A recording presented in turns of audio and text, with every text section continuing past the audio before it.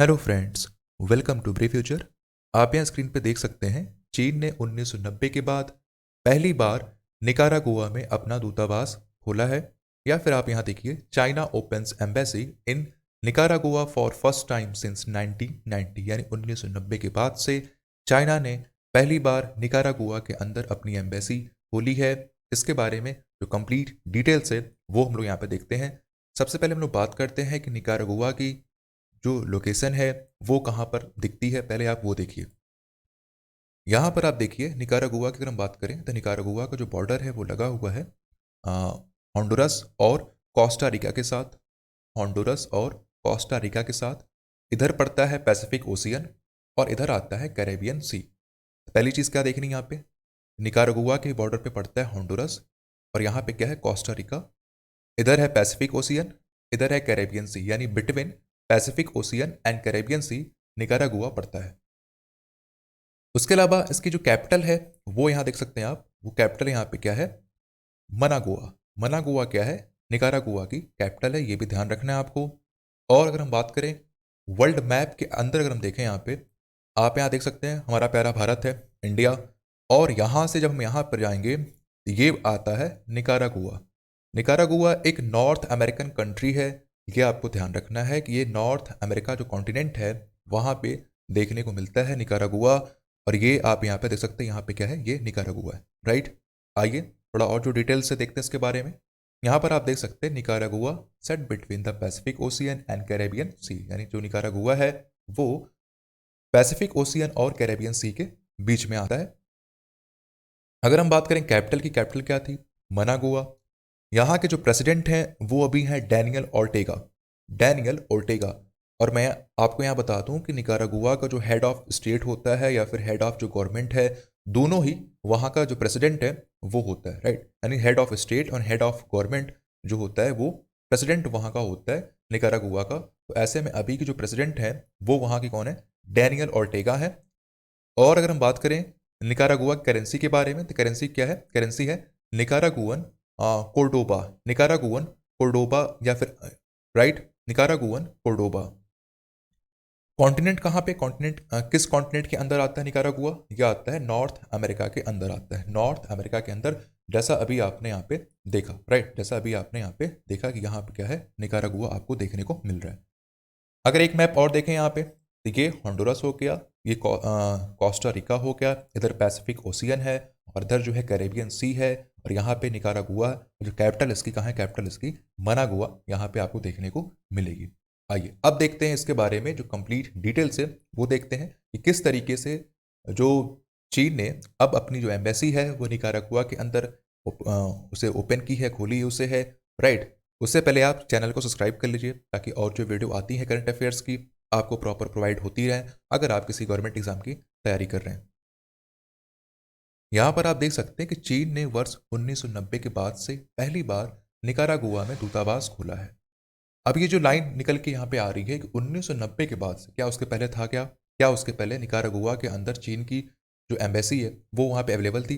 बिल्कुल। आप यहाँ देख सकते हैं, आप यहाँ देख सकते हैं दरअसल ओर्टेगा की सरकार ने, अच्छा ओर्टेगा कौन है, ओर्टेगा प्रेसिडेंट है डेनियल ओर्टेगा। ये जो है निकारागुआ का प्रेसिडेंट है, ये आपको ध्यान रखना है। दरअसल ओर्टेगा की सरकार ने चीन के साथ 1985 में यानी 1985 में संबंध स्थापित किए थे, लेकिन 1990 में राष्ट्रपति पद के लिए चुनाव हार जाने के बाद देश के नए राष्ट्रपति विलेटा कमारो की सरकार ने ताइवान को मान्यता दे दी। यानी ये कहने का मतलब है कि 1990 में ओर्टेगा की जो सरकार है, जो अभी सरकार निकारागुआ के अंदर है, वही सरकार जब 1985 में आई थी तो उस समय चाइना के साथ उन्होंने अपने जो संबंध है उसको उन्होंने स्थापित किए थे। लेकिन 1990 में चुनाव हारने के बाद जब वहाँ पे नई सरकार बनी, जब निकारागुआ के अंदर नई सरकार बनती है विलेटा कमारो की सरकार, तो उन्होंने चाइना को मान्यता देने की बजाय उन्होंने ताइवान को जो है मान्यता दे दी, उन्होंने ताइवान को एक्सेप्ट कर लिया। तो ऐसे में उसके बाद जो है चाइना की वहाँ जो एम्बेसी थी वो ओपन नहीं हो पाई। लेकिन अब जाके जो है दोबारा जब सरकार बनी है डेनियल ओर्टेगा की, तो उन्होंने दोबारा से चाइना को मान्यता दे दी है और उन्होंने कहा है जो ताइवान है वो चाइना की एक टेरिटरी है, एक हिस्सा है। तो ऐसे में हम ताइवान को नहीं मानते और यही चीज़ क्लेम करता है चाइना ताइवान के ऊपर कि ताइवान जो है एक सोवरेन कंट्री नहीं है, वो एक फ्री नहीं है, अपने आप इंडिपेंडेंट नहीं है, बल्कि वो जो है हमारी टेरिटरी है। यानी चाइना क्लेम करता है ताइवान के ऊपर कि ताइवान जो है वो चाइना की टेरिटरी, चाइना का पार्ट है। तो ये बात जो है ताइवान एक्सेप्ट नहीं करता है, वो चाहता है कि वो अपने आप को इंडिपेंडेंट रखे, चाइना से जो है इंडिपेंडेंट रखे। लेकिन अब जो है निकारागुआ की गवर्नमेंट ने कह दिया है कि ताइवान जो है चाइना का पार्ट है, राइट। ऐसे में अगर देखा जाए तो अभी ताइवान का जो एलाई है, या फिर ये कह लें कि ताइवान को जो मानने वाले देश हैं, अभी लगभग 14 कंट्री के आसपास हैं, जो कि धीरे धीरे कम हो रहे हैं, क्योंकि ताइवान जो है धीरे धीरे आइसोलेट होता चला जा रहा है चाइना के प्रभाव की वजह से। तो ये भी एक मानना जो है यहाँ पे, इसको भी हम मान सकते हैं यहाँ पे, इसे हम जो है नकार नहीं सकते, राइट। विदेश मंत्री डेनिस मोनकार्डा विदेश मंत्री डेनिस मोनकार्डा ने कहा है कि दोनों देशों के बीच एक प्रकार की वैचारिक आत्मीयता है। मोनकार्डा ने कोरोना वायरस संक्रमण रोधी टीके सिनोफार्म की 10 लाख खुराक देने के लिए चीन का आभार भी व्यक्त किया है। मतलब यहाँ ये कहने का है, चीन ने निकारागुआ सरकार को 10 लाख यानी 1 मिलियन साइनोफार्म जो कोविड वैक्सीन है उसे उन्होंने दिया था। चीन ने निकारागुआ को कोविड वैक्सीन दिया, 10 लाख जो वैक्सीन है वो उन्होंने दिया। तो ऐसे में निकारागुआ के जो विदेश मंत्री हैं, या फिर आप कह लीजिए निकारागुआ की जो गवर्नमेंट है, उन्होंने चीन का शुक्रिया किया है इस वैक्सीन के लिए। और उन्होंने कहा है कि हमारी जो थिंकिंग है वो लगभग एक जैसी है, हम एक दूसरे को वहाँ पे जो अहमियत है वो देते हैं, राइट। ये बात कही गई है निकारागुआ की गवर्नमेंट के द्वारा, या फिर उनके जो विदेश मंत्री हैं अभी डेनिस मोनकार्डा, उन्होंने इस बात को कहा है। और अगर हम बात करें इसके अलावा,